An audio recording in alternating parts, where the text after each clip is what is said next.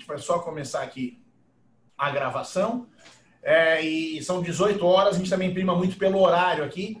Então, iniciando o nosso evento, esse bate-papo virtual, esse de hoje, o nosso 8º bate-papo virtual, nessa série que a gente vai tratar de diversos setores da economia, né, gente? Então, hoje o 8º bate-papo, impactos da pandemia à luz do direito ambiental no setor de infraestrutura.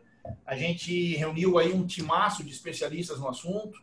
A gente vai ter a fala da Rose Hoffmann, que tem há muitos anos trabalhado com grandes obras, já foi diretora de licenciamento do IBAMA, é consultora legislativa da Câmara nesse assunto, trabalhou aí com todas as leis mais relevantes do assunto, ainda tem trabalhado muito com o PL, da Lei Geral do Licenciamento, né, Rose? E hoje está no PPI, justamente nessa parte de licenciamento ambiental, vivendo com essas obras, e hoje o PPI, para quem não sabe, foi junto ao Ministério da Economia, a Casa Civil teve essa mudança, mas todos os grandes projetos de infra hoje estão lá. A Rose vai abrir hoje aqui com a gente, falando um pouco dessa experiência. Na sequência, nós vamos ter o doutor Luiz Eduardo Serra Neto, é um dos líderes aí da advocacia nesse setor de infraestrutura, preside a Comissão de Infraestrutura do nosso Instituto Brasileiro de Direito Imobiliário, uma referência para todo mundo. Trabalha alguns anos com isso, né, Luiz? E vai poder dividir um pouquinho dessa experiência aí conosco, sempre nessa... eu acho, levando em consideração que é muito difícil falar nesse momento, né? É de fato uma coisa que nunca ninguém passou, mas a partir de hoje, de experiências, sempre dando a visão. Nós vamos ter depois, na sequência, a doutora Laurine Martins, a quem eu saúdo. Laurine, não tinha visto, você já tinha entrado na sala. Laurine tem uma advogada na área, nossa colega também da própria Comissão de Direito Ambiental de Bradim. Laurine tem uma grande experiência nessa parte toda de financiamento de projetos, vai dividir isso conosco também, sob o prisma de que isso pode causar para o mercado financeiro. Tenho certeza que é uma preocupação de todo mundo. Meu querido amigo doutor Ulisses Penacchio tem experiências muito grandes. A gente esteve junto num evento que ele contou a experiência do licenciamento de um empreendimento. Eu tenho contado aquele exemplo sempre adiante. Você vai falar aí com a gente hoje de outras coisas, focado na parte de PPPs. O Ulisses tem uma prática muito grande aí no assunto. Obrigado por dividir. Na sequência, eu sou suspeito de falar, porque é minha sócia, a doutora Gleise Gulin. A Gleise trabalha no escritório com essa parte muito de ambiental e focado no setor de energia, vai trazer um pouquinho como é que tem ficado no setor energético e com foco bastante no licenciamento ambiental. E, por fim, nosso querido colega Jorge Zambert. O Jorge é um estudioso do assunto, mestrado, doutorado, pós-doc dele na USP sobre esse assunto e tem também uma atuação na advocacia muito grande com obras de infraestrutura. Então, com esse time, não me surpreendeu também que as inscrições se esgotaram, mas vocês não estão aqui para me ouvir falar, estão aqui para ouvir falar os expositores, então eu passo a palavra para a Rosa. Eu só peço aos expositores que tentem, ao máximo, manter aí os 10 minutos da fala para a gente poder, ainda no final, ter uma última rodada com vocês aí sobre a fala dos seis. Rose, agradecendo mais uma vez, eu acho que o dia da Rose tem umas 36 horas, sempre disposta e ajudando e conhecendo todos esses assuntos. Rose, por favor, nos brinde aí com a sua palavra. Obrigado, querida. Bom, primeiro, eu que agradeço. É uma honra mais esse convite para a gente debater o assunto. E eu acho que não tem momento mais oportuno até para a gente trocar algumas ideias de como cada um tem se virado no meio dessa crise. A primeira pergunta que você me fez hoje, como é que está Brasília? Eu diria que está o caos. Mas no meio do caos a gente está achando várias iluminações de como resolver o problema, como enfrentar essa crise. E pensando não só nesse momento atual, de como gerenciar, mas também no pós-crise. Essa preocupação sobre a paralisação da economia, acho que está afetando todo mundo. É uma preocupação geral ponderar a precaução que a gente adota e o quanto isso pode afetar a economia. Então, eu acho que a primeira notícia boa que a gente tem é que, pelo menos no governo federal, a parte de licenciamento ambiental de obras de infraestrutura, essa crise não nos pegou de calça curta. E por que eu digo isso? Quando eu trabalhei lá, como você mencionou, trabalhei lá na diretoria de licenciamento do IBAMA como diretor em 2016, 2017.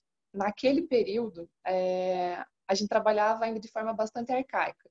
O processo não era eletrônico, então cada documento que saía, cada documento que chegava virava 3 vias. Um ia para o arquivo, o outro para o processo, o outro para o interessado. Então, era um nível de, às vezes eu falo, um nível de amadorismo chocante para o momento em que a gente estava, que era 2016, 2017.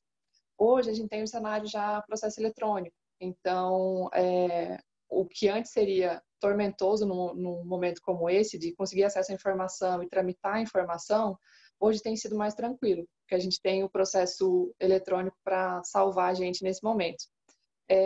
E também o perfil dos gestores que atualmente ocupam os cargos, não só no IBAMA, mas nos órgãos envolvidos.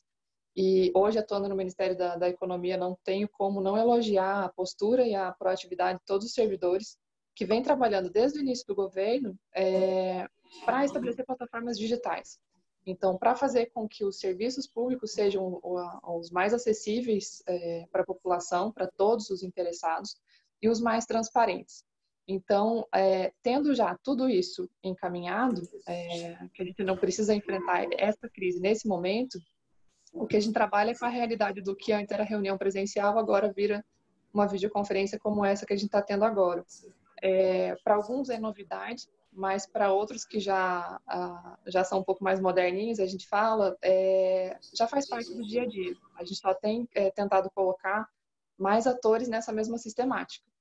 E pensando no cenário projeto do PPI, para quem não conhece, o PPI é o Programa de Parcerias de Investimentos, que reúne na carteira, na parte de licenciamento ambiental, os projetos mais robustos e mais polêmicos no cenário nacional. Então, vários empreendimentos que estavam há 10 anos se arrastando com licenciamento ou que tem alguma questão que necessita muito de articulação foram parar na nossa mão, no sentido de chegar ao final da história, destravar o projeto, não necessariamente emitir a licença a qualquer custo, mas chegar ao final da história no licenciamento, seja pelo deferimento ou indeferimento. De todos esses projetos que a gente tem na carteira, o que eu diria que pode sofrer um prejuízo em relação ao cronograma nesse momento crise coronavírus? São aqueles que estariam hoje na etapa de consulta pública, de diálogo com as comunidades indígenas, comunidades tribais, ou mesmo audiência pública para a população em geral, pelo fato de a gente estar evitando aglomeração. Nas outras etapas, todos os processos seguem seu curso. E aí eu tenho que confessar, como o número de reuniões presenciais diminuiu muito, a gente está conseguindo render horrores. O teletrabalho, que também já era uma realidade no IBAMA, no ICMBio, ele tinha sido suspenso há pouco tempo, mas tanto IBAMA quanto o ICMBio já tinha uma sistemática de fazer gestão por resultados. Então, eles não tiveram que, nesse momento de crise, criar uma metodologia para trabalhar. Eles já têm essa sistemática incorporada. Os analistas que fazem parecer técnico em equipe já sabem trabalhar em conjunto nesse cenário. Então, por pior que seja a crise, a gente tem os mecanismos adequados para trabalhar de forma colaborativa. Não tem sido, então, tormentoso trabalhar e destravar esses licenciamentos pensando nesse momento de crise. Mas eu não tenho como deixar de falar também no que a gente vem pensando para o pós-crise, falando mais especificamente sobre economia. A hora que essa crise passar, a hora que a gente puder sair na rua, a economia vai estar muito abalada. Então, a gente tem que ter mecanismos de aquecer a economia para que as pessoas não fiquem desempregadas por muito tempo, para que a gente recomece, né, a colocar a engrenagem para funcionar. Como eu sempre bato na tecla, licenciamento ambiental tem que fazer parte do planejamento dos projetos. Então, quando a gente faz estruturação de projeto, a variável ambiental tem que ser considerada desde o início. A gente vive, né, hoje um momento de restrição orçamentária, que não se tem muito dinheiro para obra pública, mas ainda assim o PPI vem trabalhando com licenciamentos ambientais que são de grandes obras estruturantes e são obras públicas. Não necessariamente elas vão ser encaminhadas para leilão, concessão ou qualquer outro tipo de parceria. Mas a gente tem que ter, no pós-crise, uma carteira de projetos suficiente para que, havendo dinheiro para injetar na economia, esses projetos sejam colocados na praça. Então, no passado, a gente vivia um cenário em que, quando surgia o orçamento, o poder público ia no balcão do IBAMA pressionar pela licença. Olha, eu estou com dinheiro parado e eu preciso licenciar. E esse paradigma, eu diria, foi quebrado, pelo menos vem sendo quebrado, né? Desde 2015, 2016, quando o atual ministro de Infraestrutura publicou um estudo chamado o Corredor Logístico do Arco Norte, ele publicou pela Câmara dos Deputados, em que ele fazia um gráfico muito didático, mostrando que não tem que entrar no orçamento, na programação orçamentária do governo federal, obras que não têm projeto estruturado e licenciamento ambiental. Senão você deixa um dinheiro parado e perde a oportunidade de aplicar em obras que estariam aptas a ir para a praça, digamos assim. Com esse aprendizado, e ao mesmo período que eu estava lá, no licenciamento, com esse aprendizado histórico que a gente tem, que o licenciamento ambiental, o planejamento ambiental faz parte da estruturação dos projetos, a nossa missão hoje é garantir que a hora que a crise acabar, a gente tenha uma carteira de projetos robusta para colocar na praça, para gerar emprego, melhorar a infraestrutura e dar essa base para a economia se sustentar no decorrer do tempo. Eu tenho comentado também com os colegas que estão nessa batalha ao nosso lado, o crescimento precisa ser sustentável, mas essa crise que a gente está passando, essa parada quase que completa, também precisa ser sustentável. Quando a gente fala se o remédio não está matando o próprio doente, é nesse sentido. A gente não pode prolongar essa crise por muito tempo. Então, quanto mais cuidadosos formos nesse momento, mais rápido a gente sai da crise. Eu diria que vai ter vantagem competitiva quem levantar primeiro. Então, todo mundo está caindo, todos os países estão sofrendo com essa crise, uns já estão nesse cenário há muito tempo, a gente entrou agora, mas o fato todo mundo vai cair com diferentes graus de gravidade, digamos assim, mas a gente tem que levantar o quanto antes. E aí, a questão da resiliência, né? Em quanto tempo a gente vai conseguir dar resposta depois dessa porrada que a gente está tomando. E a nossa função tem sido essa. E acho que o recado que eu deixo até para os debates tem sido um aprendizado coletivo, usar ferramentas e usar a tecnologia para continuar mantendo o trabalho como se estivéssemos trabalhando de forma presencial. E a melhor lição que todo mundo aprendeu, e acho que isso serve para todos que estão nos ouvindo hoje, é que uma reunião pode virar um e-mail e hoje eu diria uma reunião pode virar um WhatsApp. Então a gente poupa muito tempo de deslocamento, de reunião, aquela desconcentração inicial, a desconcentração final, o bate-papo e tal, o deslocamento quando a gente é mais pragmático. E essa crise tem nos mostrado isso. Acho que a gente vai sair dela com muitas lições. Óbvio que a gente vai voltar para o contato social, todo mundo deve estar sentindo falta disso, mas é um aprendizado que mostra que a economia pode girar de várias formas. Esse talento de adaptação que o brasileiro tem nos traz vantagem, e o que a gente tem que aprender um pouquinho, eu acho que é a questão da disciplina. Então, se a gente tiver disciplina e seguir as regras do jogo agora, a gente consegue sair rápido dessa crise em alto nível e preparados para aquecer a economia, gerar emprego e tirar quem estiver à beira da falência ou quem estiver desempregado para a gente voltar ao jogo o mais rápido possível. E é por aí que eu deixo a minha fala e fico aberta para perguntas.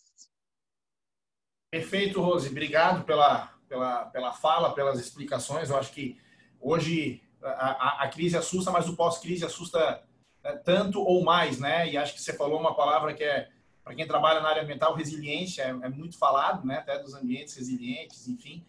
Mas é importante. E essa questão da vantagem competitiva. Eu só queria ressaltar, o Nelson Toron que está conosco, está fazendo os apontamentos, que depois vão para o portal direitoambiental.com. Então, já essa da fala da Rose também. E o vídeo vai ficar no canal do YouTube lá, o Direto Ambiental. Rose, só uma coisa para ficar depois, já que até fizeram no chat, eu recomendo que quem for tendo perguntas pode fazer no chat. E é uma dúvida do Demerval, que é minha também. Se a gente não conseguiria, eventualmente, você falou muito agora de ganhar tempo, de ter objetividade.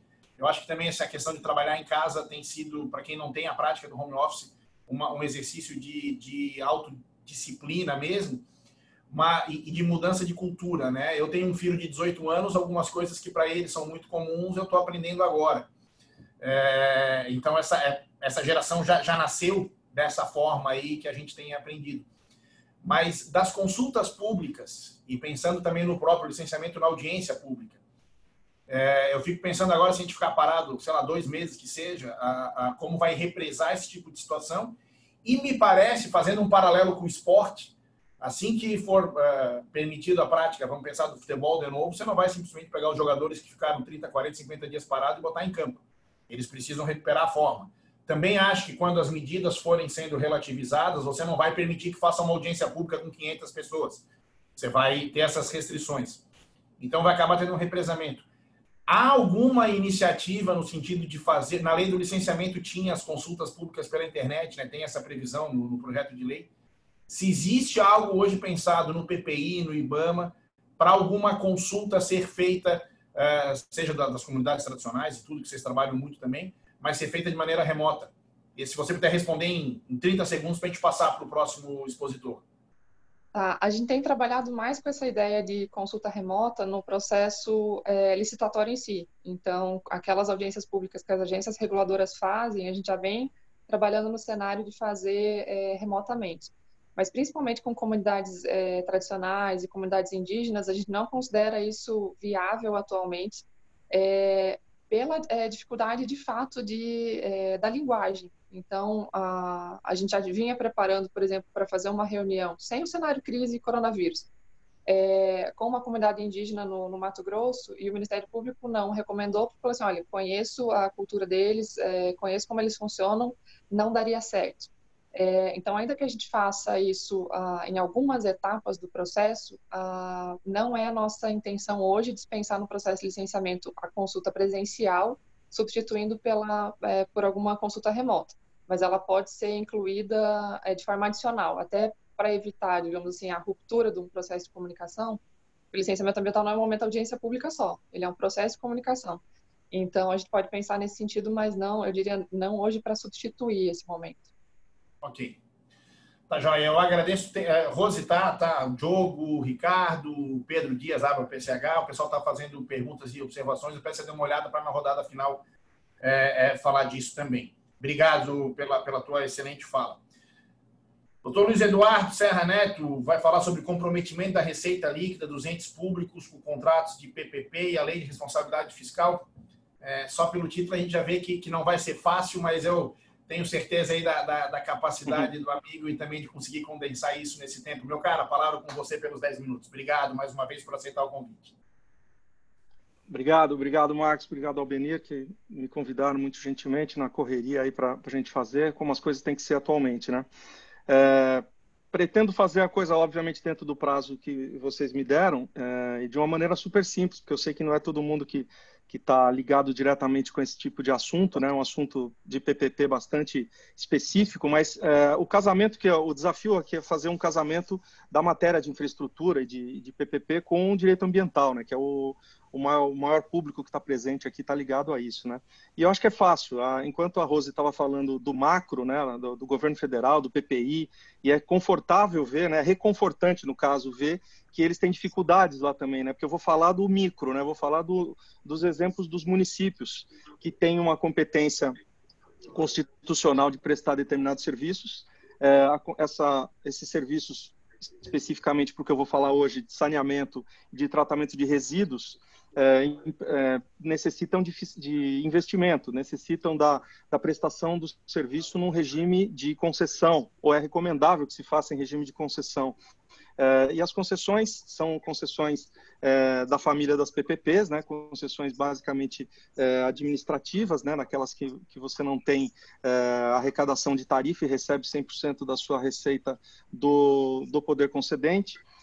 E aí, quando você fala da modelagem, da tentativa de solução desse problema, que é um problema municipal de interesse local, inicialmente local, você tem que passar pela necessidade de encaixar, tem alguém com som ligado, você tem a necessidade de passar pela modelagem, pelo estudo de viabilidade econômica e pela aprovação pelos órgãos de controle desse modelo de concessão. Isso que nós estamos falando, que é o tema da minha exposição rápida, é uma das coisas que estão levando a uma alta mortalidade dos processos de PPP municipais, né? Esse termo mortalidade pode ser uma piada de mau gosto hoje, não fui eu que inventei, mas é o termo que se usa para os processos de procedimento de manifestação de interesse e mesmo os estudos nascidos dos próprios municípios, que chegam a um determinado momento em que a técnica foi resolvida, o jurídico foi resolvido, o financeiro foi resolvido e o processo acaba não ficando de pé, porque ele não consegue pular determinadas barreiras. Basicamente, as barreiras que acabam matando os processos de concessão são duas. A primeira delas é a falta de garantias, né? Obviamente, quando você vai tratar com o poder público, você precisa não só oferecer uma garantia, mas você precisa receber uma garantia de pagamento. Isso, em condições normais, já estava muito difícil. Os tempos agora, daqui para frente, vão complicar ainda mais. Mas não vou falar de garantia, vou falar do outro empecilho. O outro empecilho é a questão do respeito ao percentual de comprometimento da receita corrente líquida do município, né? Do ente federativo, estou falando especificamente do município. Essa restrição vem da Lei de Responsabilidade Fiscal, que é uma lei complementar do ano de 2000, e a ponta que amarra ela na figura dos das PPPs está na própria Lei Federal de PPPs, que diz que precisa ser respeitado o limite de 5% da receita corrente líquida para os investimentos. Onde é que está o maior problema, gente? Imagina a situação de um município que presta serviços em regime de 8666, como a gente fala, né, o regime normal de prestação dos serviços, em que ele tem uma empresa que faz a coleta do lixo porta a porta, uma que faz o transbordo, uma que faz o transporte, uma faz a capina de áreas verdes, poda de árvore, cada cidade, recolha de entulho, esse tipo de coisa que é natural e é comum em qualquer tipo de cidade. É normal que haja um conjunto de fornecedores disso em regime de prestação de serviço. Quando você modela uma PPP para tratar esse serviço de uma maneira integrada, que é o mais recomendável, você acaba tendo que considerar a soma de todas essas despesas que a prefeitura faz no momento zero numa mudança de regime. E o problema está exatamente aí.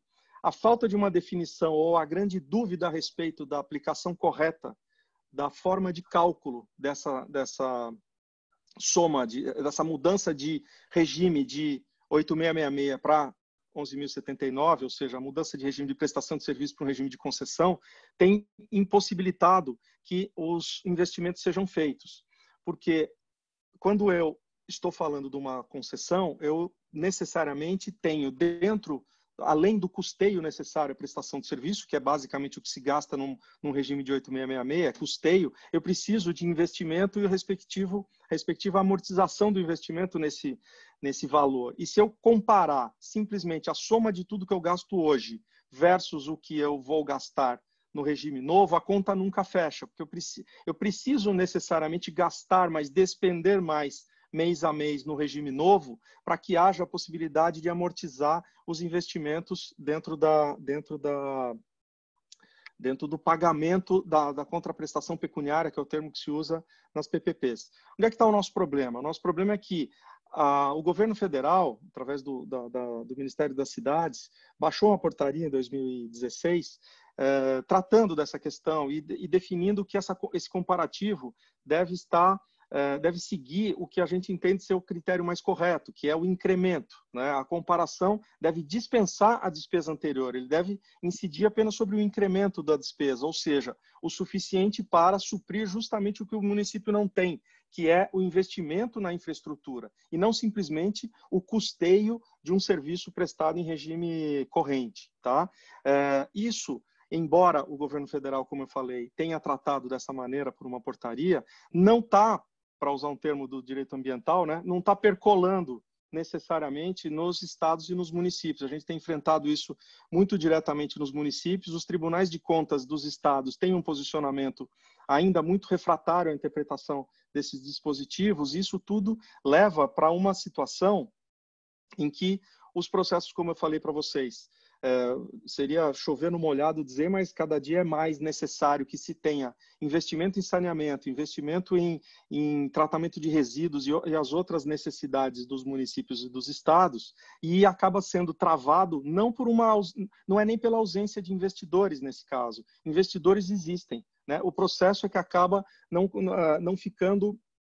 ele acaba não amadurecendo a ponto de ser colocado na rua como na licitação. Então, a minha provocação da exposição, a minha provocação, eu estou falando texto porque eu acabei de escrever sobre esse assunto, por isso que está razoavelmente na ponta da língua, né? Mas a nossa provocação é que haja, no momento de crise de Covid, né, trazendo para o tema de hoje, para o momento de hoje, e aí, acho que alinhando com o que a Rose acabou de falar, a gente vai precisar, como país, ter coragem em algumas atitudes, né? Aquela atitude de administrar by the book, né? Aquela coisa simples do se não está na lei não vale, se não está na lei de responsabilidade fiscal vai todo mundo para a cadeia, tal. Isso tudo vai precisar ser revisto no curto prazo, né? Estou exagerando aqui, fazendo uma brincadeira bem informal, mas a verdade é que nós vamos ter que usar uma criatividade institucional para pular determinadas barreiras para chegar onde a gente precisa chegar. Se é consenso que o investimento, por exemplo, em saneamento, pode ser um grande tiro de largada da retomada pós-crise, eu não tenho dúvida de que a gente precisa ter as ferramentas necessárias para que esse tiro de largada seja dado. Uma delas é essa que eu estou dizendo. Então, a primeira proposta é que esse limite de 5% da receita corrente líquida seja revisto, né? Seja revisto para cima, para que haja uma folga maior de investimento.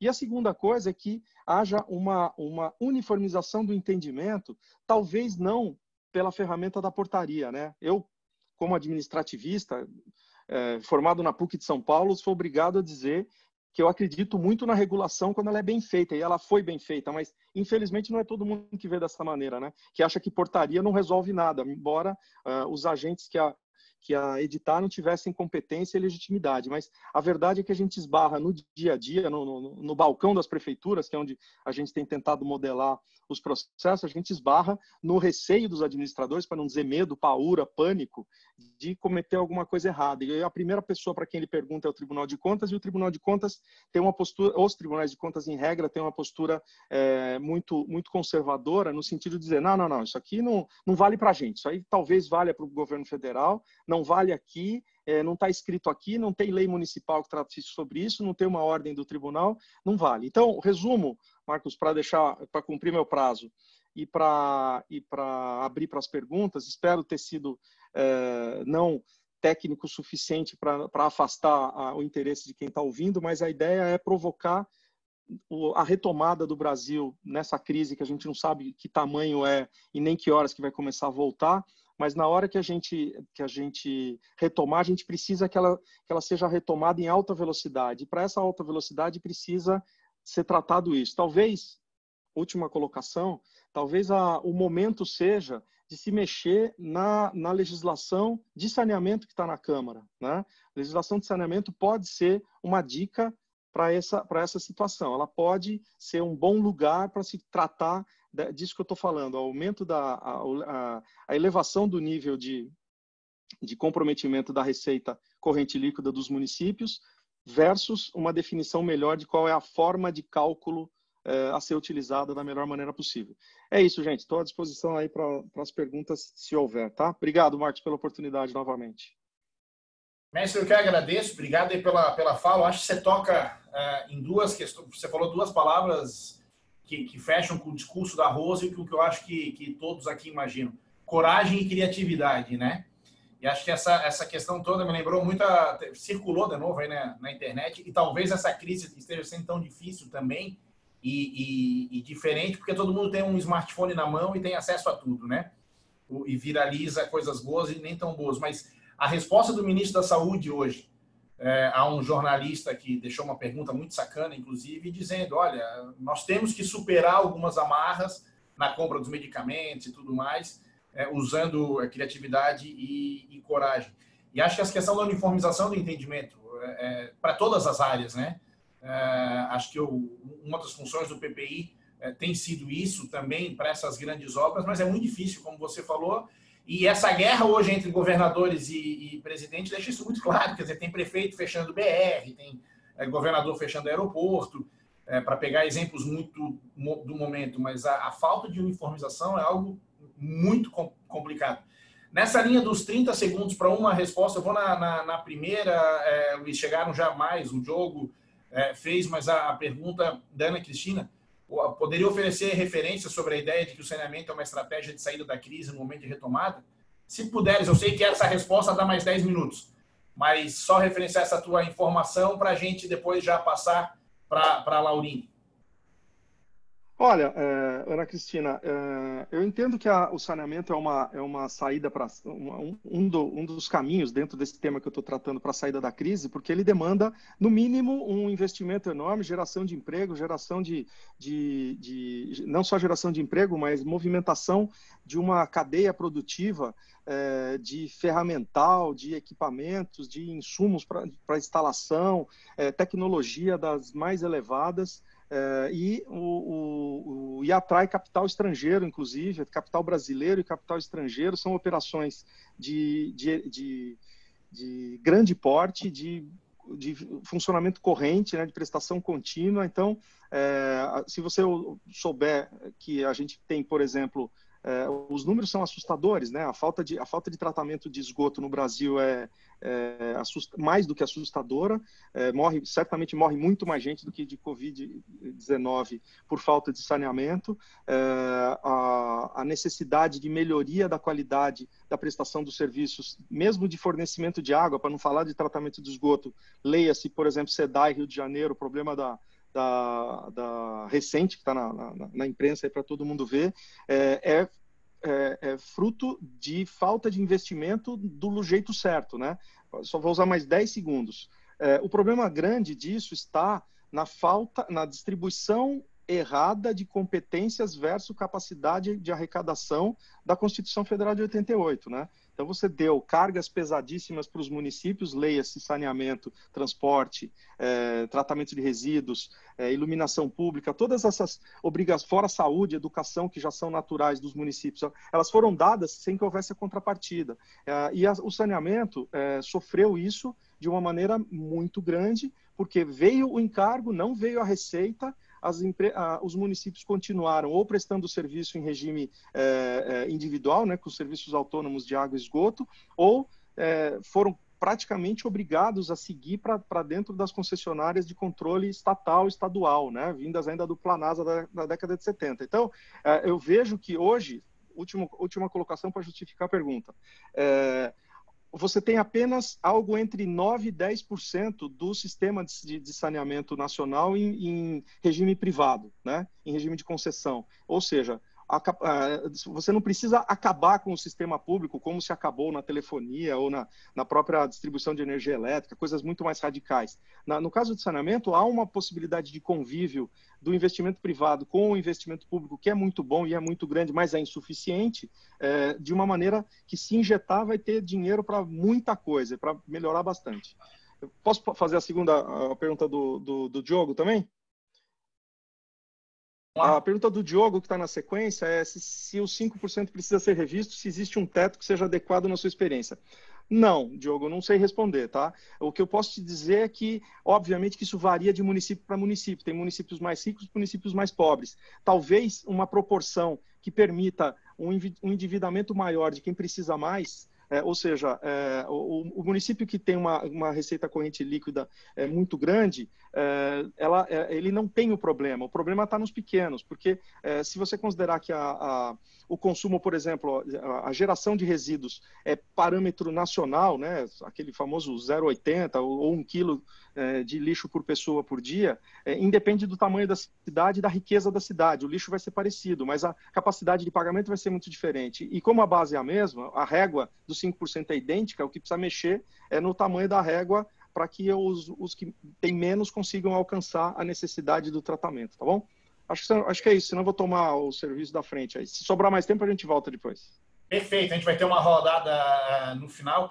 Excelente, acho que é muito por aí. E a gente fez o outro bate-papo, quando a gente estava falando de todo esse impacto de forma até mais genérica, e o Rodrigo Moraes, nosso colega advogado, ele fez uma reflexão que ele brincou que era filosófica, mas se chegou ao final do bate-papo com a convicção que nós sairemos diferentes desse período. E Rose disse isso, né, de se reinventar até o remotamente. Você falou de eventuais mudanças, inclusive constitucionais, e os estudiosos dos assuntos, e você é um dos principais, vão nesse sentido. De fato, que o Brasil aprenda.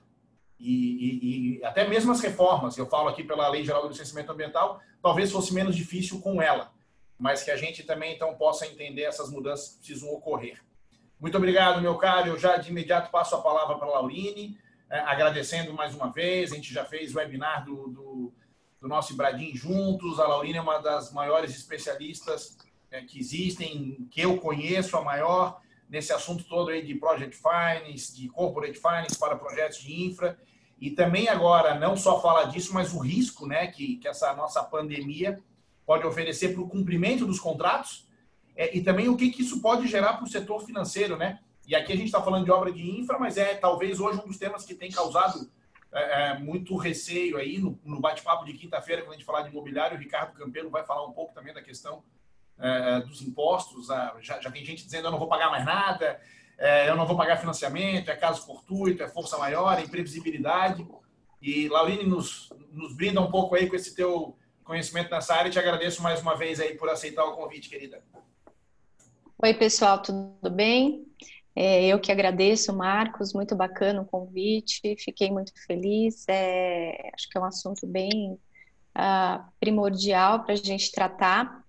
E, enfim, eu pretendo dar uma visão aqui um pouco. Eu tive contato tanto com operações do varejo, né? Eu tive a oportunidade de fazer a coordenação do jurídico ambiental do Itaú, e também de participar da área de risco socioambiental do BBA. Então, eu também, nesse momento, tive um contato com operações do atacado, que a gente chama, né? São as operações aí de financiamento de grandes projetos, principalmente. E aí, acho que antes de entrar, assim, no cenário mesmo do Covid, é importante trazer algumas características, tanto...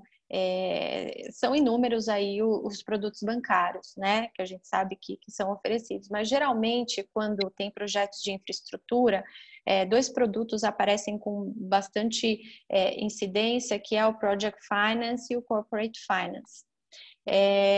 O Project Finance, só para, não sei se todo mundo tem tanta familiaridade, mas ele é um financiamento voltado para a construção de novas unidades. Então, é um projeto específico, um único projeto, uma construção de novas unidades ou refinanciamento de unidades já existentes, né? Aí com ou sem melhoramentos.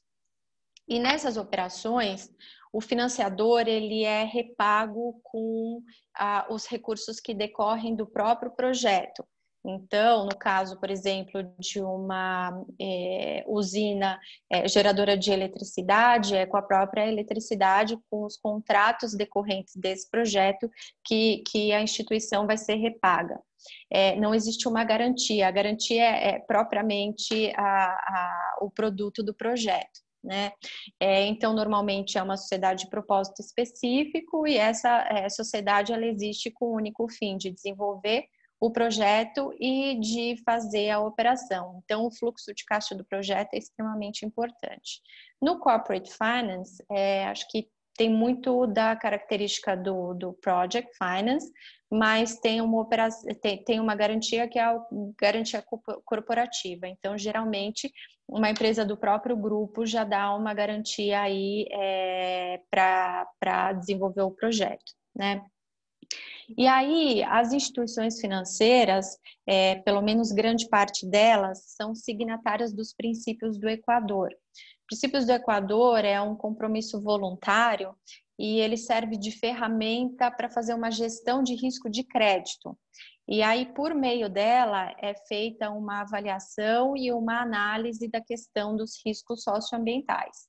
Então, ele traz uma série de regras.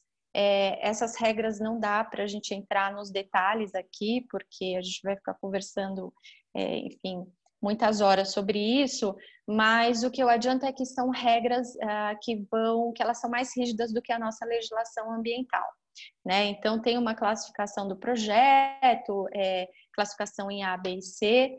Os projetos A são alto risco, B, médio risco, C, baixo risco. Isso leva em consideração tanto a gestão socioambiental de cada projeto, quanto o setor em que ele atua, o quão degradante ele é do meio ambiente, o quão poluidor ele é. E aí, para esses projetos, principalmente da categorização A e B, existe uma gestão muito rígida por parte das instituições financeiras. Então, existe uma série de obrigações contratuais, as que a gente já conhece, de atender a legislação, de manter as licenças e autorizações ambientais válidas e vigentes, de atender condicionantes, mas também eles precisam respeitar um sistema de gestão socioambiental e de saúde e segurança bem específicos, que envolvem política, programa, treinamento, indicadores de desempenho, uma série de critérios aí. E esses critérios são acompanhados pela instituição financeira que está financiando o projeto. Então, é exigido também que a instituição financeira monitore aí, os relatórios, né? A depender do nível de severidade do projeto, são exigidos relatórios até mensais, trimestrais, sobre o atendimento à legislação, as condicionantes, são determinados planos de ação para atendimento de todos as regras que trazem os princípios do Equador, né? Ela se baliza nos performance standards do IFC, e eles são bem exigentes. Então, a instituição financeira acaba exigindo muito isso do projeto em si, e fazendo esse acompanhamento muito próximo. E aí, uma previsão que os princípios do Equador traz é que o cliente, quando ele não está em conformidade, a instituição ela deve apoiar o cliente para que ajude ele, junto com ações de remediação, a trazer o projeto novamente para uma condição de conformidade, né? Então, isso tudo na medida do possível. Aí, se existe muita quebra dessa determinação por parte do empreendedor, a instituição financeira fica à vontade para tomar a medida que achar que é cabível. E aí, falando um pouco do cenário que a gente está atualmente, do Covid, em que a gente tem aí uma demanda pela suspensão das atividades desses projetos, e a gente tem também um comprometimento severo da renda desses empreendedores.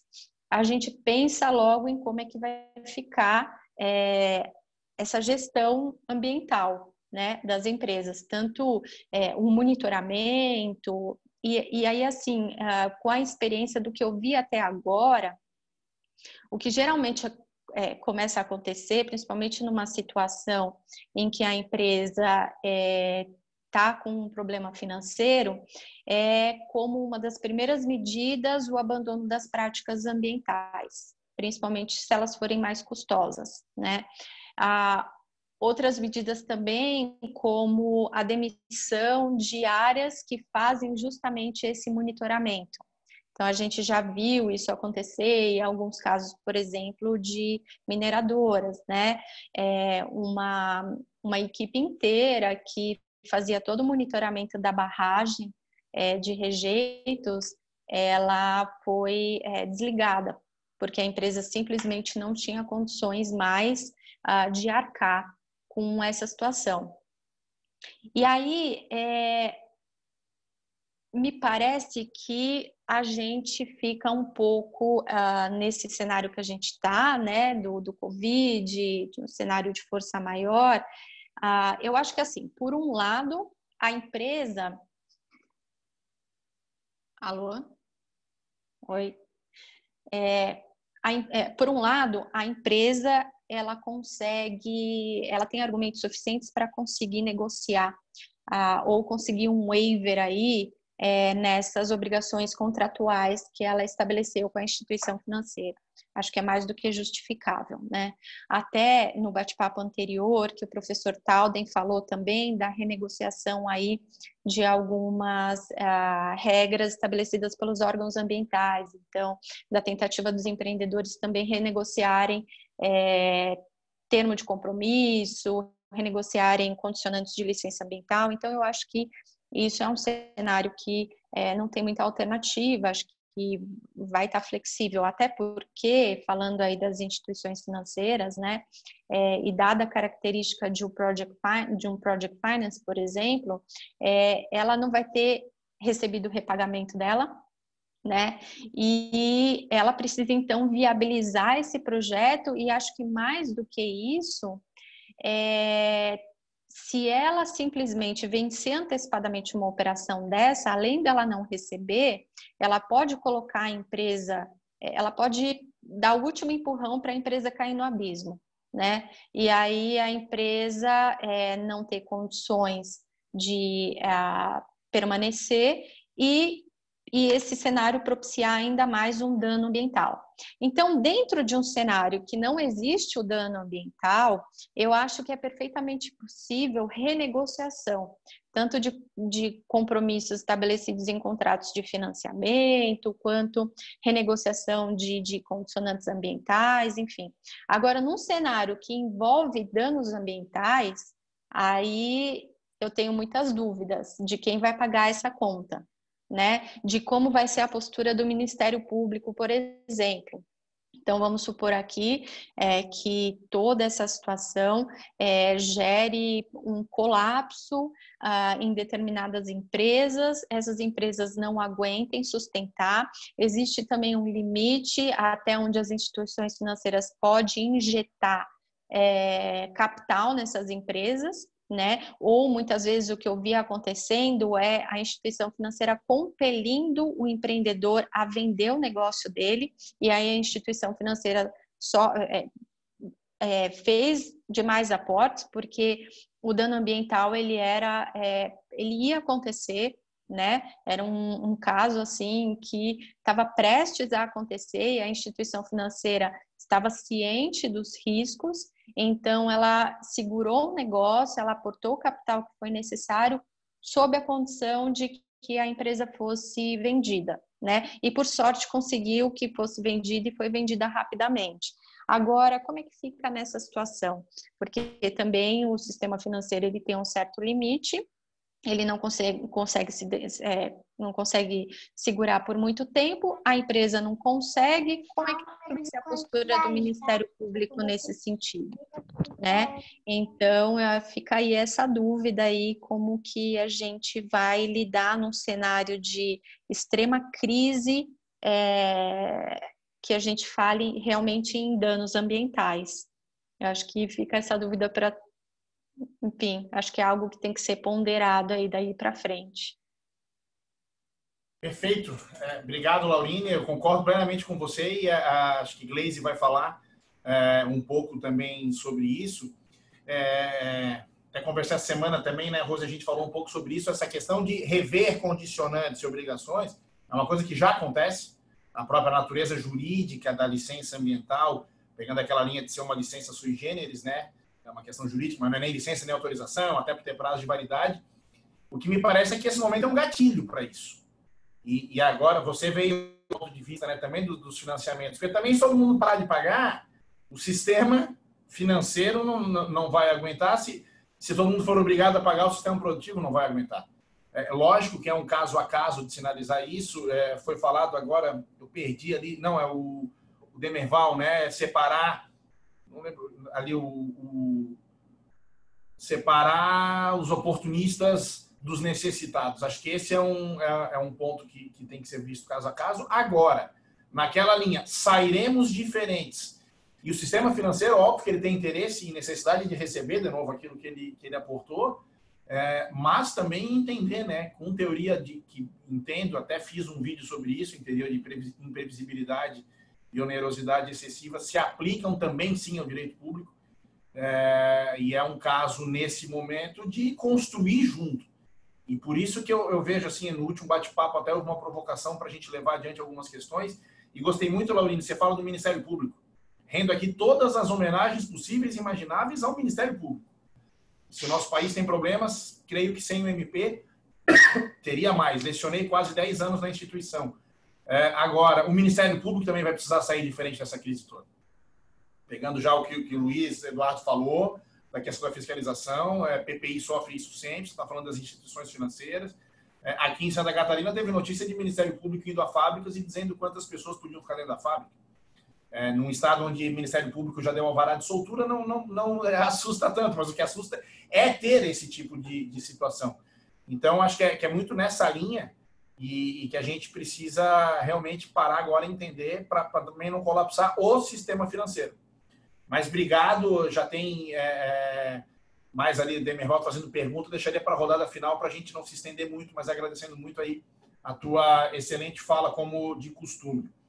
Passo agora, então, a palavra de imediato ao doutor Ulisses, que vai conversar aqui conosco a nova aplicação de índice de desempenho em PPPs em execução. Acho que é outro assunto que vem, e você vai falar específico de PPP, mas que os índices de desempenho são fáceis de ser estipulados e depois medidos, e agora praticamente impossíveis de serem alcançados, mas em todas as atividades, Ulisses, e acho que também a gente está falando aqui das questões ambientais, e as condicionantes das licenças, especialmente aquelas compensatórias, têm esse papel. Nos conta aí um pouco desse assunto que é tão fácil aí para esse momento, meu caro. Obrigado mais uma vez aí por aceitar o convite. A palavra está com você. Boa noite, eu que agradeço, Marcos, essa oportunidade fantástica. Sacanagem só eu ficar depois desse povo todo aí, né? Porque eu vou ter que rebolar aqui para conseguir equiparar ao que todos falaram. Mas a minha questão é bem prática, né? Eu tenho cuidado de algumas PPPs, ou mesmo concessões comuns, e agora, nesse momento de pandemia, a gente escuta muito, a gente lê muito sobre teoria da imprevisão, onerosidade excessiva, força maior, caso fortuito, fato do príncipe. Esses agora serão temas da moda, né? Eu acho que a maioria dos textos jurídicos que eu recebi falavam desses assuntos nesse momento de excepcionalidade, né? E eu acho que isso se aplica também para os contratos administrativos, né? Para os contratos públicos, em que pese as discussões mais acaloradas agora estejam nos contratos privados. E sempre que a gente fala em teoria da imprevisão, onerosidade excessiva, em contrato administrativo, vem a ideia de reequilíbrio contratual, né? Reequilíbrio econômico-financeiro, aquele lá do artigo 65 da Lei de Licitações. Ou seja, a gente está partindo do pressuposto que já ocorreu o desequilíbrio, né? O contrato ele já foi atingido por essa mácula, ele já está desequilibrado. Mas a gente está tendo a oportunidade agora de pensar um pouquinho como não deixar o contrato chegar a essa situação de desequilíbrio. Como fazer para que a gente não chegue nessa situação extrema e o contrato tenha que ser reequilibrado. É óbvio que situações como a gente está vivendo hoje, né, da pandemia, e também outras, né? Eu acho que em fevereiro de 2020, agora, nós tivemos em grandes capitais chuvas muito acima da média, né? E essas chuvas prejudicaram muito o andamento das cidades, né? Então, tanto situações de pandemia como essas chuvas que a gente observou na cidade de São Paulo agora em fevereiro, elas obviamente prejudicam a execução contratual, né, de concessões, de PPPs. Por que elas prejudicam? Porque elas deixam inúmeros... As chuvas, por exemplo, deixam inúmeros pontos intransitáveis, inacessíveis, onde o concessionário ele não consegue sequer chegar para realizar o seu serviço. Então, eu tenho trabalhado bastante com iluminação pública. Em situações como essa, o concessionário não consegue sequer chegar nos pontos de iluminação para fazer uma manutenção, fazer uma modernização, enfim, tomar alguma atitude que seja necessária, né? A pandemia, mais especificamente, a gente tem a cidade de São Paulo, né, em situação de emergência, com várias situações excepcionais aí sendo possíveis de ser adotadas, né, como a possibilidade do poder público requisitar bens e serviços de particulares. Diversos equipamentos públicos foram fechados, né, museus, teatros. Até na nossa conversa anterior aqui nos foi dito que o Parque do Ibirapuera foi fechado também, que talvez é a nossa Copacabana aqui em São Paulo, né? Então, o funcionalismo público ele está bastante reduzido, né, trabalhando em horários alternativos para fugir dos horários de pico, aí, em que o transporte público fica mais cheio, né? Então, essas situações excepcionais que a gente está vivendo, realmente, elas levam a uma dificuldade muito grande de conseguir executar esses contratos de PPP e de concessão, né? Muitos materiais, por exemplo, na iluminação pública, que é um caso mais específico que eu trabalho, tem muito material que vem da China, né? E esses materiais, eles vão chegar agora com muito mais atraso, talvez a um custo mais elevado. Tudo isso leva a situações que demandariam mais para frente um reequilíbrio contratual. Mas a ideia agora é pensar em medidas que a gente possa fugir disso, né? Fugir de tornar o contrato desequilibrado para depois ter que reequilibrar. E tem, assim, alguns caminhos para isso, mas eu me propus a falar especificamente de um deles, que é nessa situação que estamos vivendo hoje, de excepcionalidade, a gente não aplicar aqueles dispositivos que são previstos na lei e que constam de contratos, para forçar o parceiro privado a cumprir o contrato no seu nível máximo, né, sob pena da remuneração dele ser reduzida. Então, em concessões comuns ou em PPPs, a gente tem o que a gente chama de indicadores de desempenho, né, que são metas, a lei diz, né, são metas, padrões de qualidade e disponibilidade para avaliação dos serviços. Ou seja, todos os serviços que são prestados pelo parceiro privado vão ser fiscalizados para saber se eles estão atendendo às expectativas do poder público e dos usuários, e isso vai trazer uma consequência direta na remuneração do parceiro privado. Ou seja, se ele não conseguir atender determinados indicadores de desempenho, ele vai receber menos por isso, né? Sua remuneração vai sofrer com alguns redutores. Um exemplo desses indicadores de desempenho, né, você pode ver, né, em rodovia, tem um tal de índice de rugosidade do pavimento. Um nome bastante esquisito. O Léo de Rio, porque ele conhece isso aqui como de trás para frente, né? Acho que ele já lidou muito com essa situação. Esse índice de rugosidade do pavimento, você vai ver se o pavimento ele tem condição de gerar aquele atrito necessário para o carro não derrapar, não ter acidente. Isso é um índice. Se o parceiro privado não consegue atender esse índice, a remuneração dele pode sofrer algum decréscimo, né? No setor elétrico, a gente tem taxa de energia interrompida, nas telecomunicações, taxa de disponibilidade. Na iluminação pública, a gente tem os índices de luminescência, luminosidade, né? Que a gente consegue melhorar muito através da aplicação de luminárias em LED. Só que essas luminárias em LED, hoje em dia, que a maioria delas fabricada na China, elas vão ter muita dificuldade para chegar no Brasil. Então, o parceiro privado que cuida da iluminação pública, ele dificilmente vai conseguir, nesse momento, atender os índices que são os índices necessários. E não conseguindo atender, ele vai sofrer uma redução na remuneração dele. Agora, a gente sabe que, em se tratando de PPP, ele faz uma projeção do recebimento que ele tem durante toda a vida contratual, e ele precisa que essa projeção ela ocorra para que ele possa ter o seu retorno.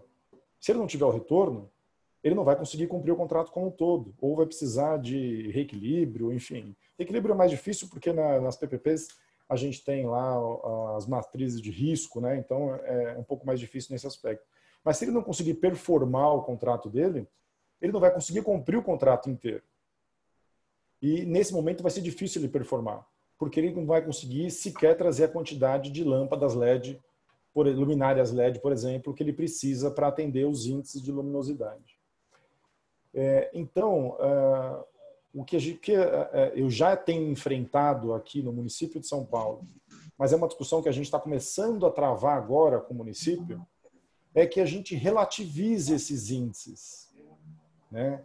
Que a gente possa chegar a um meio do caminho que não seja nem lá nem cá, para que o poder público consiga entender que nesse momento não vai ser possível atender todos esses índices de desempenho, mas é por uma situação extraordinária, que ele mantenha, na medida possível, a contraprestação, a remuneração que é devida ao parceiro privado, para que ele possa continuar performando esse contrato, para que esse contrato não tenha risco de ser interrompido, de ter solução de continuidade, e que possa, assim, atender o que realmente interessa ao poder público, que é a entrega do produto final, né? Que acho que o que interessa é isso, né? Ficar brigando por redução de valor, isso aí é uma obrigação do poder público, mas não é o objetivo final. O objetivo final é receber o produto. Que no caso da iluminação pública, é ter uma iluminação pública mais eficiente, mais econômica, e etc., né? Agora, o que eu tenho percebido na minha experiência prática também é que os contratos, seja de concessão, seja de PPP, eles não trazem as ferramentas necessárias para a gente resolver esses casos, essas situações de caso fortuito e força maior. Eles são genéricos, né? Eles dizem que precisam ser resolvidos. Em alguns casos, ele até diz na matriz de risco quando que fica com o poder público, quando fica com o privado. Né? Nesse caso, por exemplo, da iluminação pública, ele diz que todo caso fortuito, força maior, que não for segurável, é do poder público. Então, você consegue dividir ali a quem compete a matriz de risco de caso fortuito, força maior. Mas ele não traz, quando ele não joga para o parceiro público, para a parte pública, ele não traz uma solução. Como fazer para evitar que a situação de desequilíbrio aconteça? Então, assim, o que nós temos procurado mostrar ao poder público aqui é que nesse momento em que as regras não são muito claras, as partes têm que agir com razoabilidade e boa-fé. Né? Então, razoabilidade não é nem para lá nem para cá, e boa-fé. Não tem ninguém aqui querendo se aproveitar desse momento para ganhar mais dinheiro.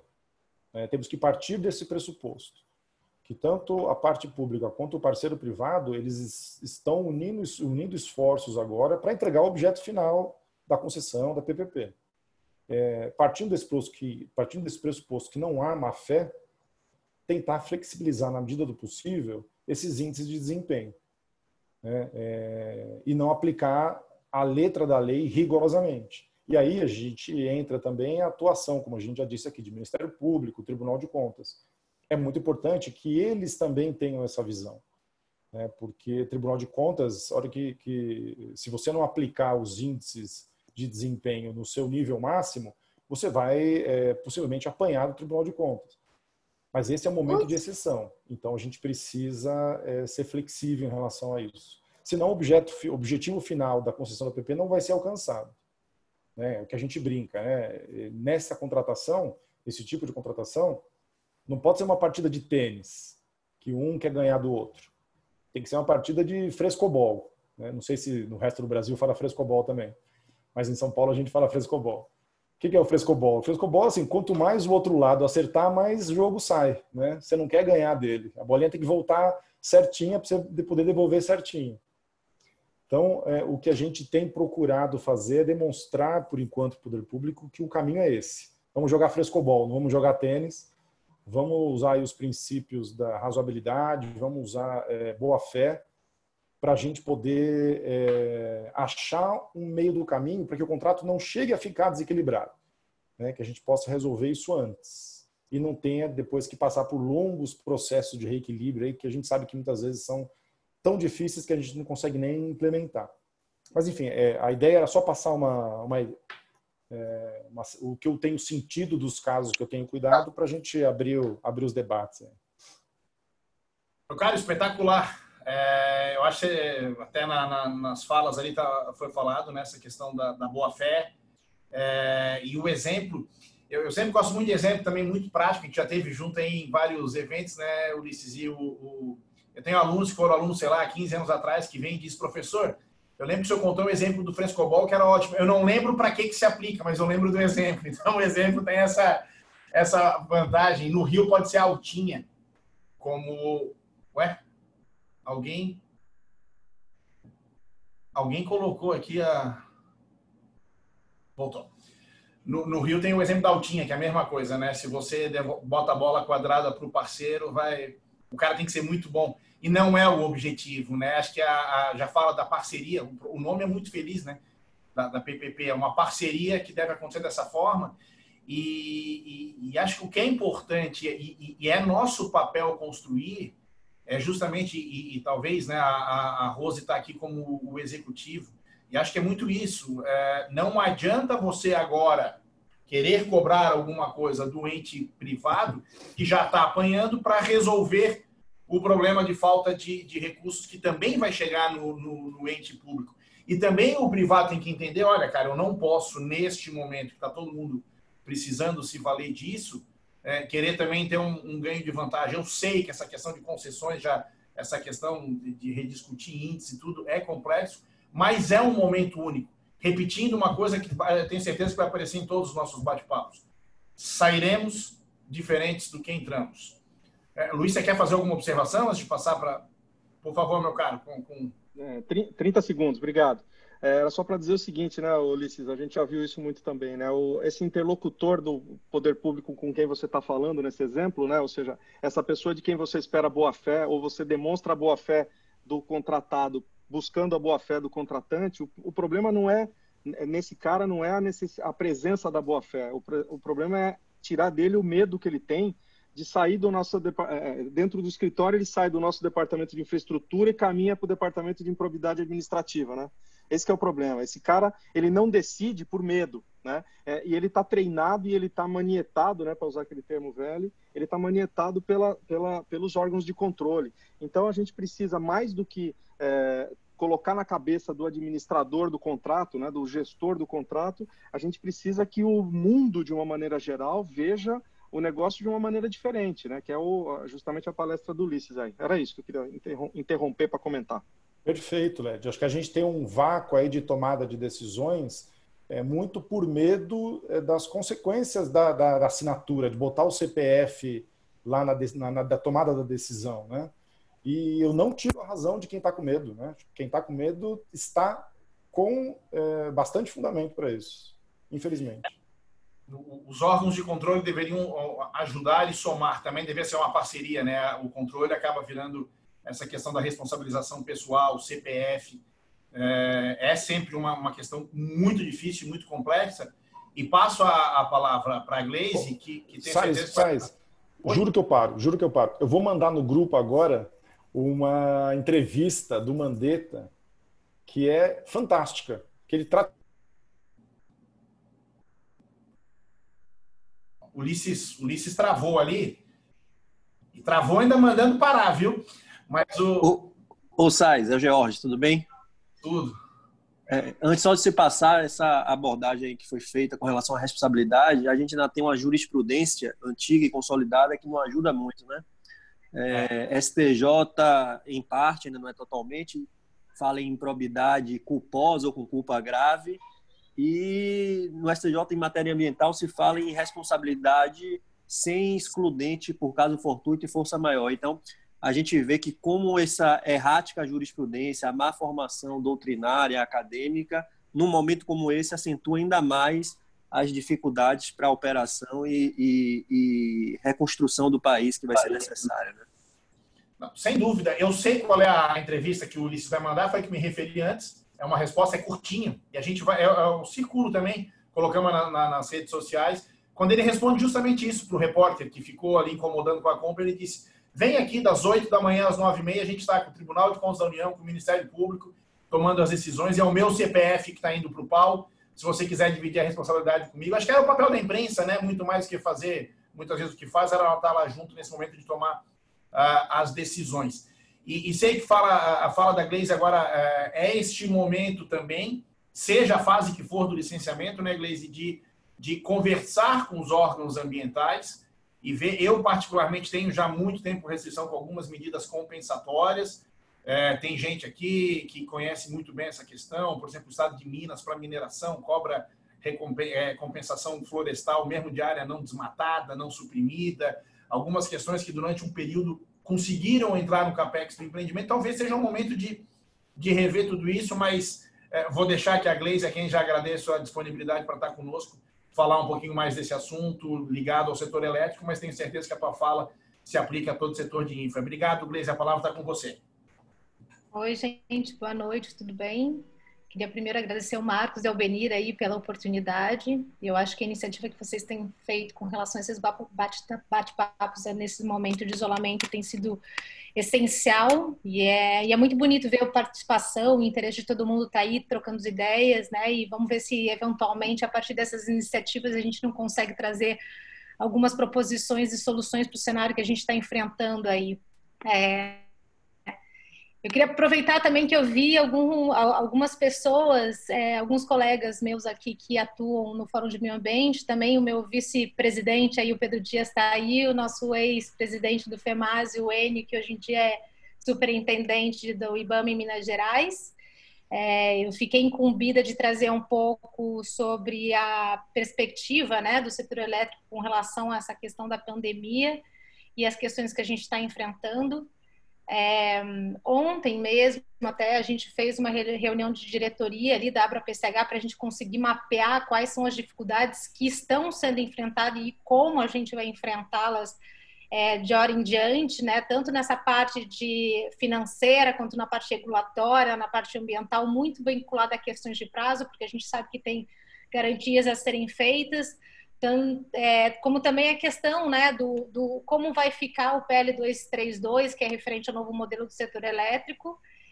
São preocupações que a gente está tendo hoje e são genuínas, né? Que, principalmente para a gente ali dentro da ABRA-PCH, que nossos empreendimentos são empreendimentos pequenos, as CGHs que têm um limite de 5 megawatts, as PCHs que vão até 30, mas especialmente as CGHs, que hoje em dia para você só precisa botar um motor, né, num rio e o custo da questão ambiental é muito mais elevado da questão operacional. E agora a gente passando por um período de pandemia, isolamento, como é que vão ficar esses empreendedores? Então tem uma preocupação muito grande com relação a esse assunto. Hoje, até internamente dentro do escritório, a gente pensou como é que a gente vai tratar essa questão do setor elétrico em si, mas depois mapeando qual seria um assunto pertinente para a gente abordar hoje no bate-papo.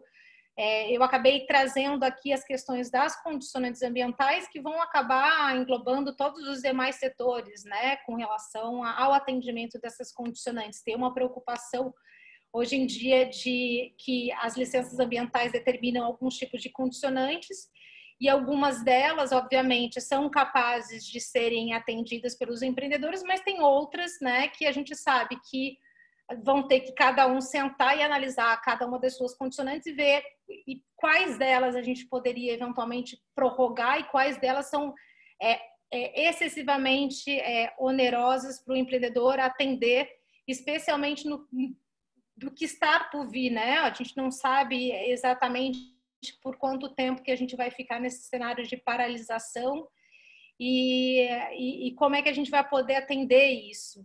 Marcos, eu não sei se você está podendo, não sei se você consegue compartilhar aí o slide que a gente acabou fazendo com relação ao atendimento dessas condicionantes. Especificamente sobre o setor elétrico, a gente sabe que grandes empreendimentos hoje em dia têm essas condicionantes que são vinculadas às questões fora do licenciamento ambiental, que não estão diretamente ligadas aos impactos diretos do licenciamento, então eles acabam onerando os empreendedores para fazerem alguns pagamentos, né, relacionados a coisas além do licenciamento, além dos impactos diretos do empreendimento e, querendo ou não, isso acaba sendo aceito pelos empreendedores, porque você tem cronograma para ser seguido, você tem conta para pagar, então tem essa necessidade de você botar a tua operação efetivamente em dia. Então, esses não está compartilhado, Marcos, não sei se está conseguindo ver, mas enfim, a gente criou esse slide especificamente tratando das condicionantes ambientais e como eu falei para vocês, é óbvio que cada um dos empreendedores vai ter que fazer uma análise cada caso de suas licenças, autorizações, dos instrumentos que a gente tem aí relativos ao licenciamento ambiental.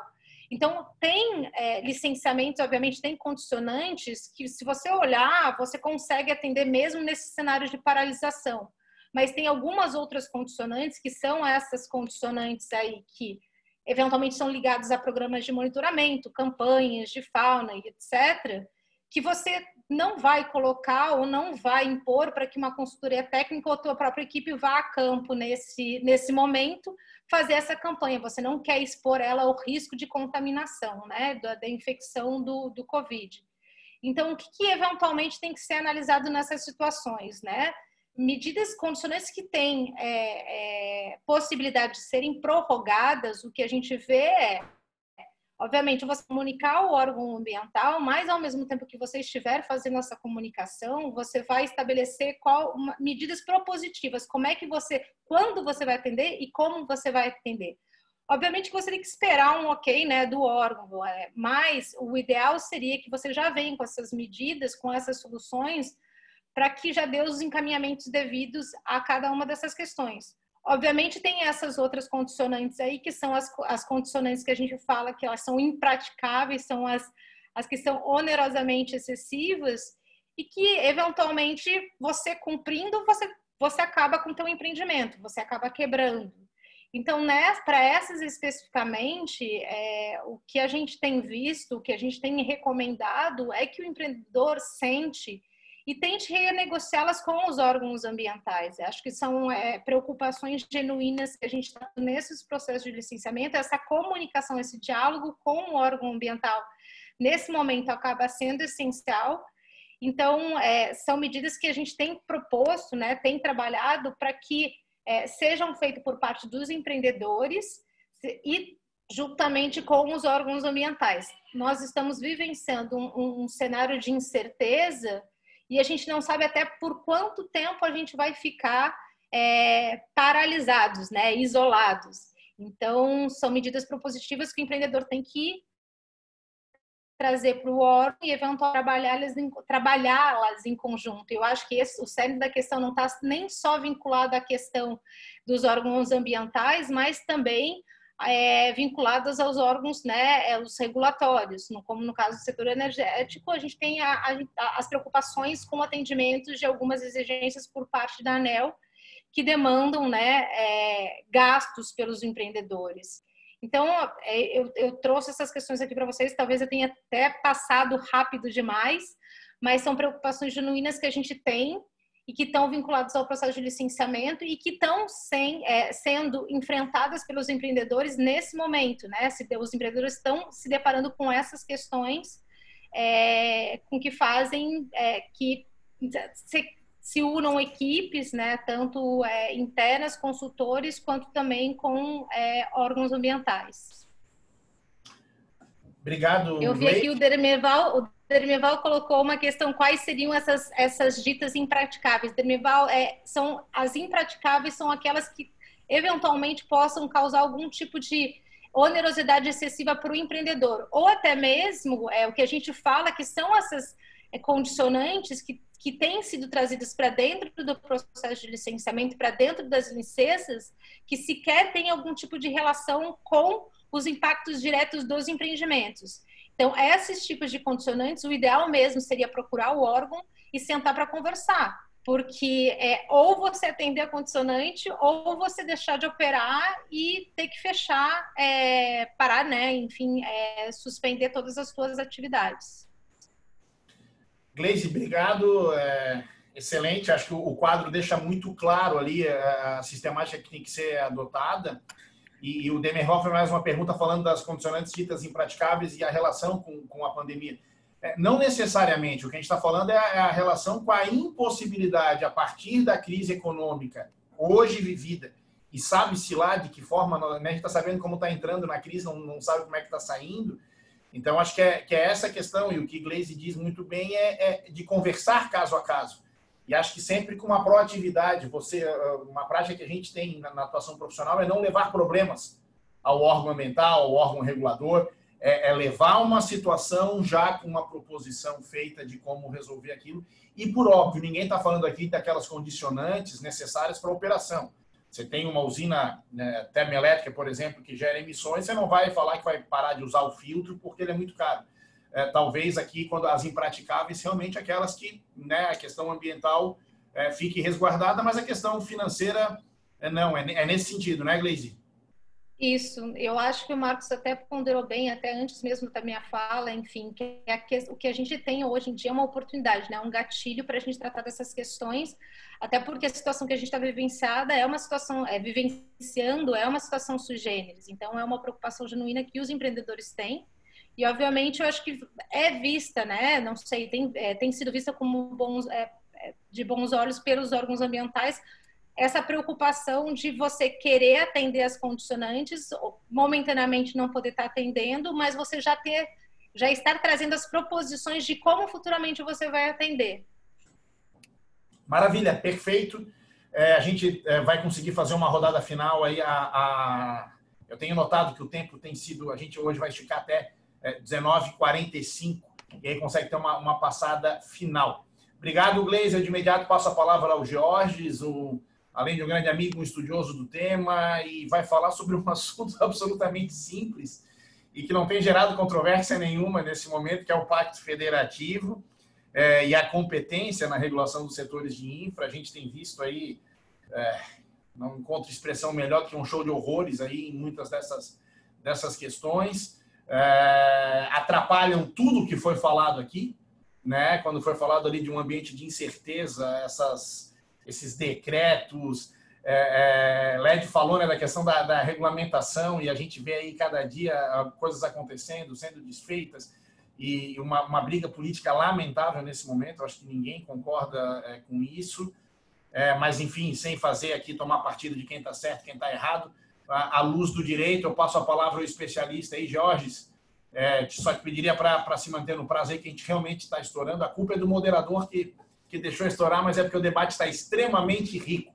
Meu caro, por favor, nos brinde aí com a sua exposição sobre o assunto, e obrigado mais uma vez por ter aceitado o convite. Você está no grupo aí que está por trás desse bate-papo desde o início. Bom hoje poder estar falando conosco. Deixa eu abrir o teu microfone, que senão... Você tem que abrir aí, cara. Foi você que fechou. Maravilha. Bom, agora vai. Boa noite a todos aí, meu grande amigo Marcos Sais, o Albeni. Acompanhei de perto o surgimento do primeiro bate-papo, fui sempre um incentivador, tenho acompanhado na medida possível. Boa noite a todos aí, vejo advogados brilhantes, servidores públicos, enfim, uma turma muito boa reunida aqui. A gente, desde o começo, a gente tem um grupo, eu, Marcos Sais e outros advogados, e começamos a nos preocupar com essa situação do conflito de competência e o que isso poderia gerar, né? E, em grande medida, essa confusão que nós assistimos hoje em matéria de competência, ela deriva por força mesmo da própria Constituição e sua complexidade da repartição de competências, né? A questão federativa com 4 entes, uma série de matérias a serem disciplinadas. Deriva também muito em função mesmo dos precedentes doutrinários, jurisprudenciais confusos em relação à matéria. E agora, nessa situação de caos, existe uma potencialização disso por uma questão política e de outros interesses menores do que a solução da situação de calamidade que foi decretada. E hoje a gente tem 3 cenários, né? Tem um regime que, para mim, já solucionaria essa situação, o regime jurídico constitucional de competências. Tem o regime unilateral de competências de cada estado e município, produzindo seus atos normativos, em sua maioria, em caráter infralegal, regulatório, através de decreto, e alguns em portaria. E temos uma medida provisória. Só que hoje, para minha surpresa, surgiu um 4º elemento, que foi o judiciário. O ministro Marco Aurélio acaba de dar uma liminar em uma ação do PDT, relativizando os efeitos da medida provisória do governo federal em matéria do que é serviço essencial e do que é competência, que visava conferir alguma segurança jurídica nessa pandemia de competências também que está existindo, e acaba por restabelecer a confusão, porque passou a dar a ele, acima da Constituição, de quem tem competência para legislar e conferir segurança jurídica, devolver algumas competências que já vinham sendo exercidas, ao meu ver, ilegalmente e inconstitucionalmente por estados e municípios. Então, eu queria começar a falar desses 4 itens, a competência constitucional, a medida provisória, a ação dos estados e municípios e agora a decisão, sob uma análise crítica que gravita em torno da própria Constituição e da segurança jurídica e da livre iniciativa, né, da ordem econômica. Pois bem, a Constituição, né, ela nos traz uma série de competências, algumas são exercidas simultaneamente entre União, Estados, municípios e Distrito Federal, seja em matéria legislativa ou administrativa, e nesse caminho municípios têm um protagonismo, tem um artigo específico, o artigo 30, com a série de itens que são corriqueiros e intervêm no nosso dia a dia, transporte, mobilidade, enfim, ordenação do solo. A União, até porque também ela não poderia deixar de ser protagonista, alguém já mencionou aí, é quem mais arrecada, isso é uma esquizofrenia do nosso sistema federativo, né? A União arrecada em maior medida, mas quem está mais próximo e quem exerce mais competências e com mais onerosidade são os municípios. Então, a União também tem uma série de competências e o Estado fica numa situação intermediária, principalmente exercendo competências remanescentes. E em matéria de infraestrutura, de economia, de circulação e principalmente de infraestrutura aeroportuária, portos, aeroportos, rodovias federais, transporte, ferrovias, enfim, essas competências, em grande medida, são da União. E essas competências são fundamentais, essas atividades de infraestrutura são fundamentais para a sobrevivência de todos e para o combate ao coronavírus. E o que se assistiu, seja em matéria de legislação e de regulamentação, quem deve ordenar esses comportamentos é a União e ela está preparada para isso. Existe uma série de agências reguladoras que exercem atividades técnicas, pensadas, estudadas, planejadas, com base em método, em ciência, para a regulação dessas atividades. E o que nós assistimos foram estados e municípios usurpando as competências e interferindo em matéria ferroviária, rodoviária, inclusive federal, em matéria de portos, aeroportos, e de modo que, podendo, sob o auspício, às vezes até a boa intenção de combater a proliferação do vírus, mas outras vezes para se opor politicamente à questão política partidária, que eu acho que não deveria vir ao caso nesse momento, é um momento de cooperação e união, medidas mais restritivas para dar alguma satisfação ao público, ao senso comum, à mídia, quando nós sabemos que essas medidas muitas vezes podem causar, inclusive, problemas mais graves que o próprio vírus. Isso aconteceu em Fukushima, é um exemplo que o Ricardo Carneiro, o Marco Sais e eu debatemos muito sobre esse assunto, e que, se forem feitas assodadamente, impensadamente, elas acabam trazendo maiores problemas. Inclusive, eu estou escrevendo um artigo agora sobre o princípio da precaução e prevenção, como ele deve ser relativizado nesse momento de incerteza e de pandemia. Ele é muito utilizado quando há alguma certeza do dano ambiental que pode ser causado ou incerteza, mas agora é hora de reduzir a sua potência, porque é hora de decidir com base no que se sabe, na questão técnica, e se sabe que determinadas interferências, como suprimir a circulação, a livre circulação de mercadorias, de produtos, de serviços e de outras atividades, pode causar um caos econômico que gerará, num país que não consegue tratar suas endemias locais ordinárias, como dengue, cólera, diarreia e outras, poderá agravar muito mais, poderão morrer muito mais pessoas de outros vírus ordinários, de outras doenças ordinárias, e de fome, de desemprego, de depressão e de outras situações. Então, é nesse sentido que bastaria ler a Constituição com cuidado, que se verificaria que Estado e município não pode determinar fechamento de porto, aeroporto, rodovia federal, e nem limitar atividades econômicas na sua máxima potência, salvo aquelas de impacto local e não essenciais.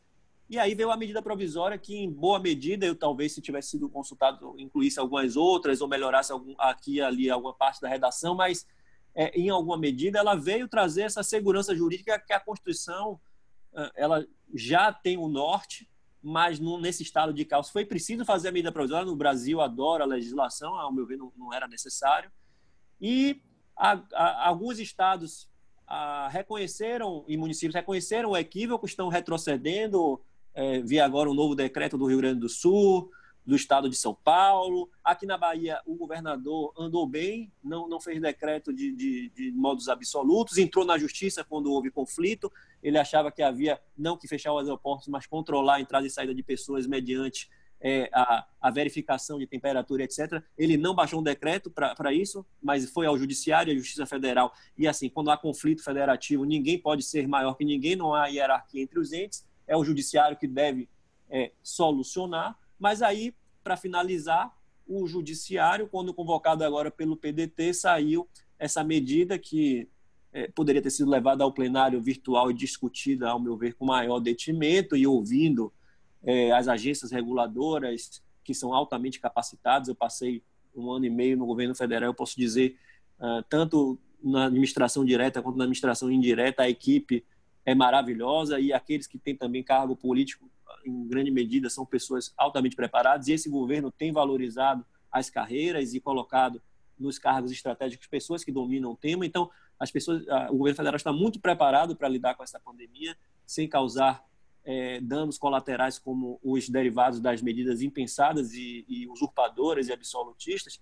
E aí, sem ouvir as partes, saiu essa liminar agora que tira um pouco da segurança que foi conferida pela medida provisória. Vamos ver como vai ser, porque há isso também, né? A interpretação da decisão judicial. Eu interpreto ela, na primeira leitura que eu fiz da decisão do Marco Aurélio, como apenas restabelecendo a competência de estados e municípios, que não foi tirada pela medida provisória.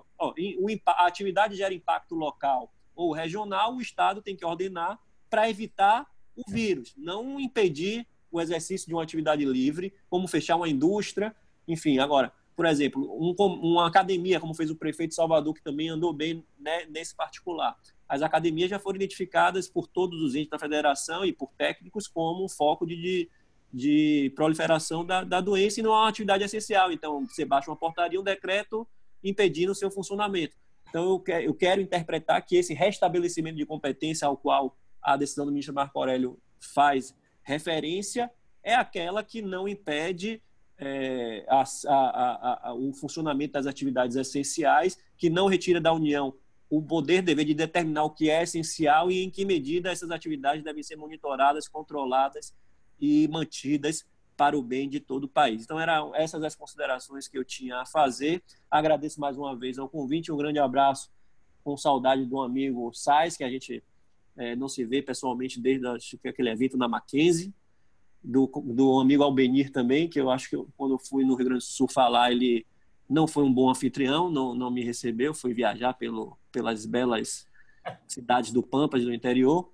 E aos demais aí, também agradeço a todos, aprendi muito hoje com todo mundo, gosto muito dos temas que foram falados, principalmente aí em matéria de PPP, de infraestrutura, enfim, é uma paixão. Eu sou um advogado administrativista e da área ambiental, que acho que muita coisa pode melhorar ainda para que o Brasil possa potencializar suas capacidades econômicas e se desenvolver socialmente e economicamente.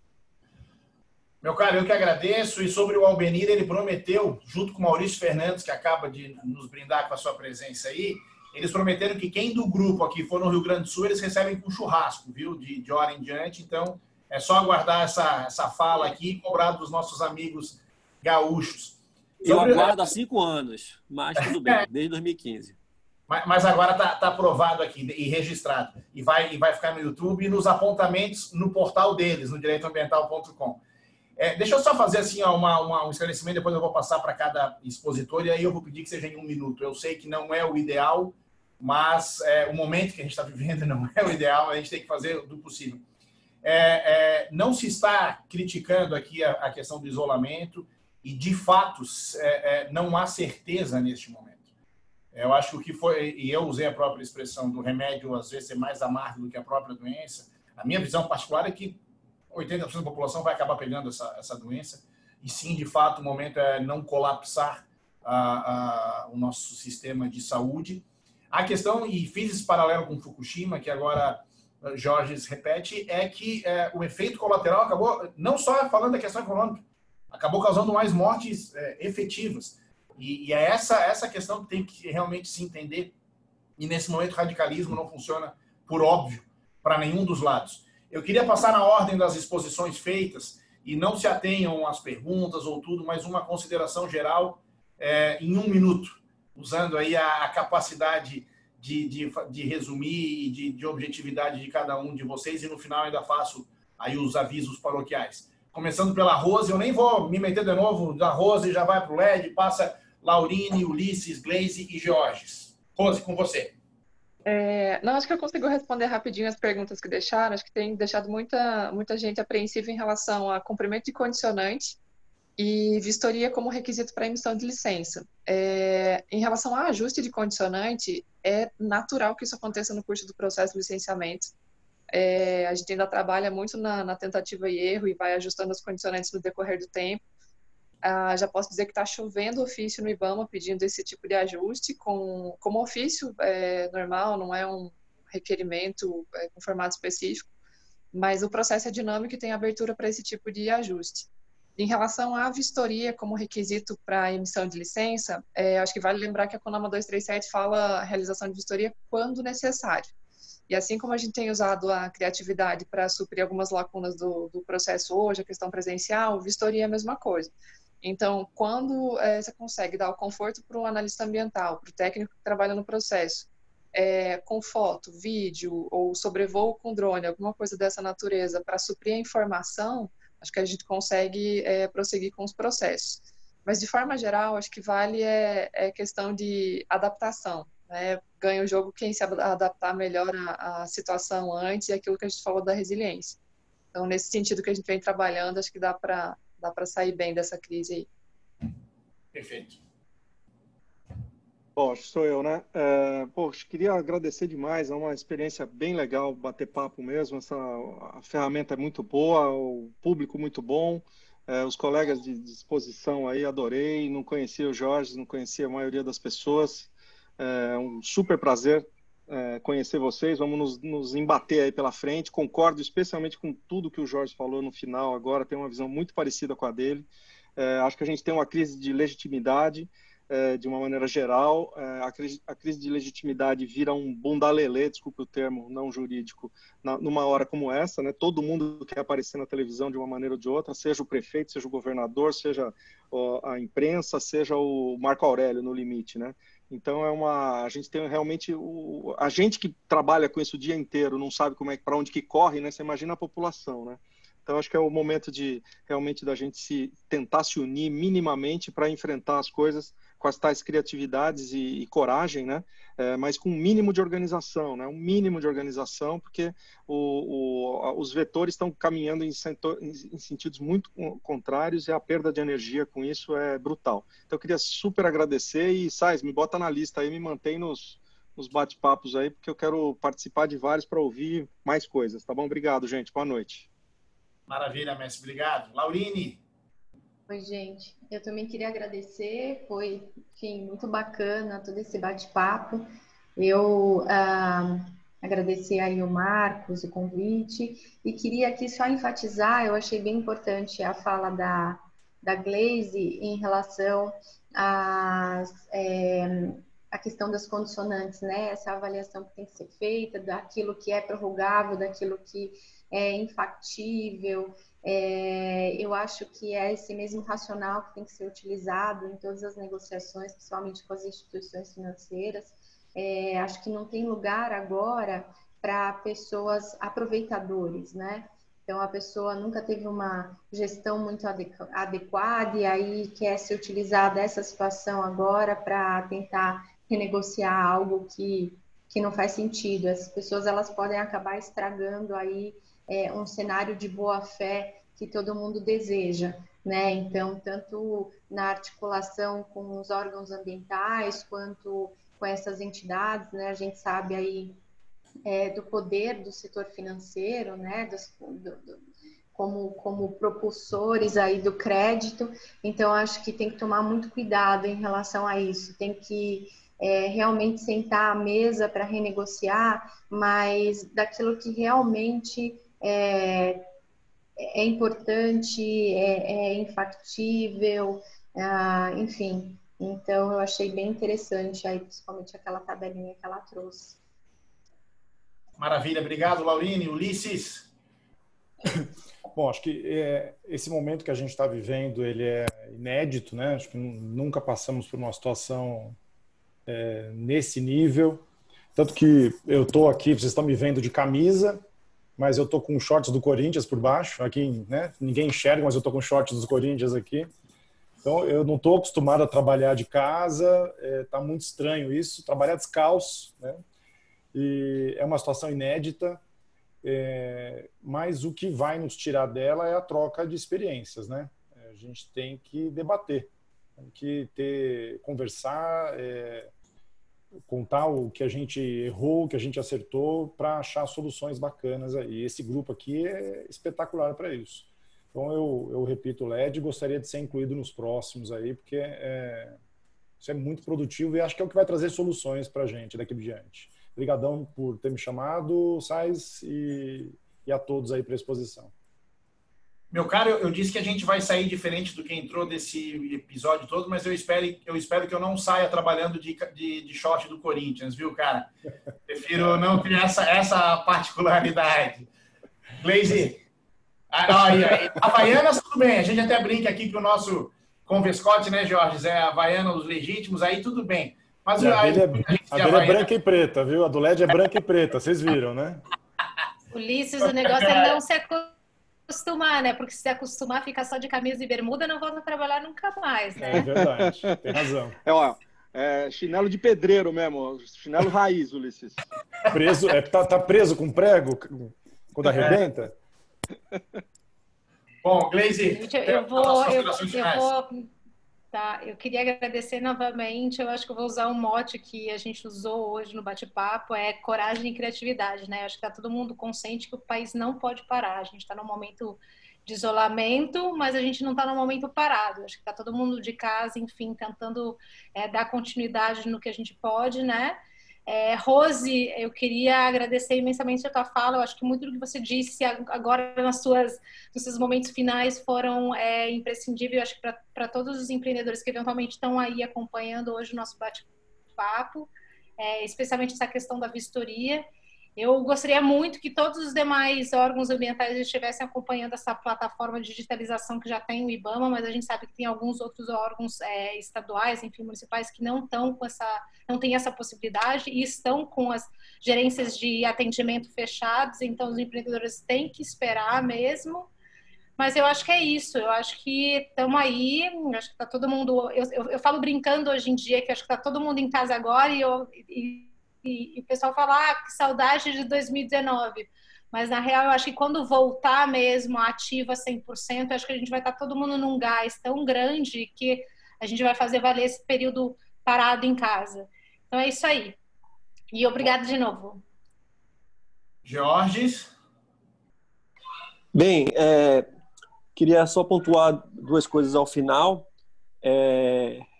Aprendi lá no mestrado e doutorado da PUC de São Paulo com a Adilson Dalari, a Maria Garcia e o André Ramos Tavares, que o fundamento do nosso pacto federativo é a cooperação, né? Então, se os poderes respeitarem esse pressuposto da cooperação, evitando litígio, confronto, hierarquização e outras disputas, as soluções saem com o melhor caminho, né? Esse princípio está no livro, desde a graduação que eu estudei, do José Afonso da Silva. A nossa federação é pautada pela cooperação. Há um pensamento muito de hierarquia. Muitas pessoas acham que a União manda no Estado, que manda no município, e não há isso. De outro lado, com relação à questão do licenciamento, eu gostei muito da abordagem da Rose, da Glaze, da turma toda aí, e eu tenho adotado uma medida prática aí que talvez os colegas advogados também possam adotar.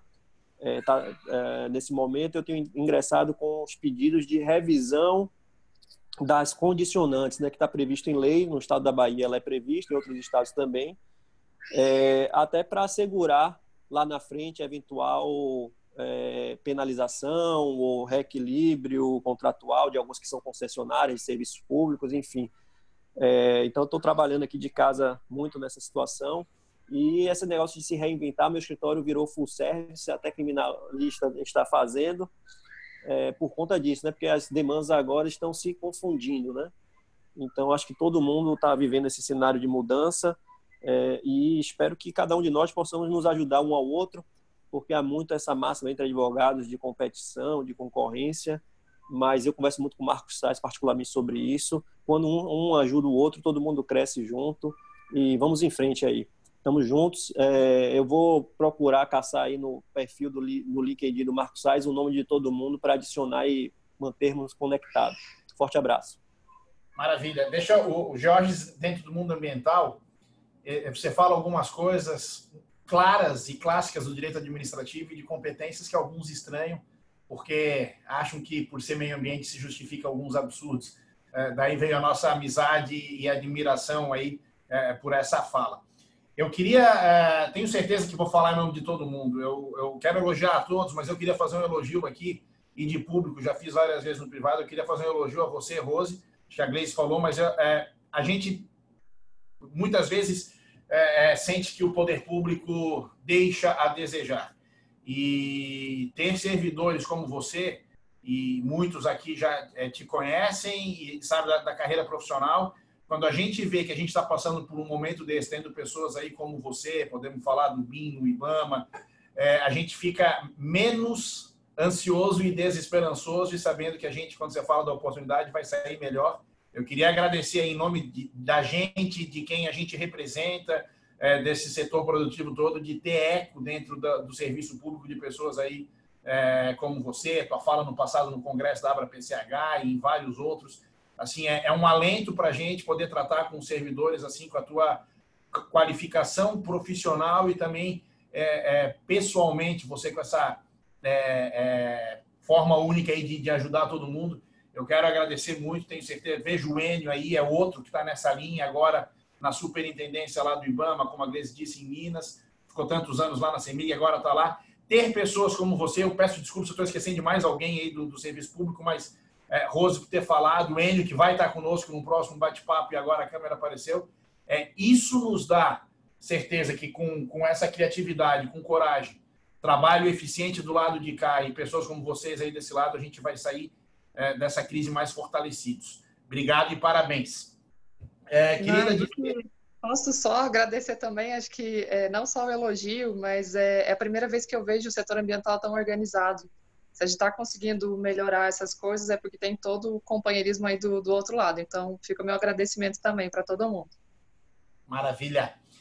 Gente, como algumas iniciativas, eu até disse assim, eu fiz um vídeo falando dessa questão dos princípios da imprevisibilidade e onerosidade excessiva, isso chegou num senador aqui de Santa Catarina, ele oficiou o PPI aí na parte da Secretaria de Licenciamento para pedir uma atenção dos órgãos, né? O senador Dário Berger, aqui de Santa Catarina, fez esse ofício pedindo, olhem com carinho o pedido dos órgãos. Acho que o Legislativo está se sentindo também um pouco o que eu posso fazer para ajudar. Esse senador particularmente entrou em contato, não tinha nem contato com ele, mas pedindo se podia ajudar nesse sentido. Eu acho bonito também essa união. Fico muito feliz, a gente hoje bateu as inscrições, nós tivemos 94 diferentes pessoas que passaram aqui pelo bate-papo. Talvez seja a hora da gente aumentar realmente o limite da sala, até porque hoje mais de 40 pessoas pediram inscrição e não conseguiram. Eu queria só ressaltar ainda, quinta-feira nós vamos ter, então, os efeitos da pandemia no direito ambiental no mercado imobiliário, um time também de feras, o Marcelo Terra, a Maia Garcia, o Rodrigo Bicalho, o Ricardo Campelo e o Marcos Vinícius Borges. O pessoal do meio aí conhece, vai ser certamente outro evento desse nível, com debate realmente das questões do dia a dia. Depois vem mineração, agro, energia e contencioso. Agradeço ao Nelson Tonon, que está fazendo os apontamentos, que já vão para o portal direitoambiental.com. Amanhã, o vídeo desse nosso debate na íntegra está no YouTube, no canal Direito Ambiental. E quinta-feira, às 17h50, abrimos a sala para o evento de imobiliário.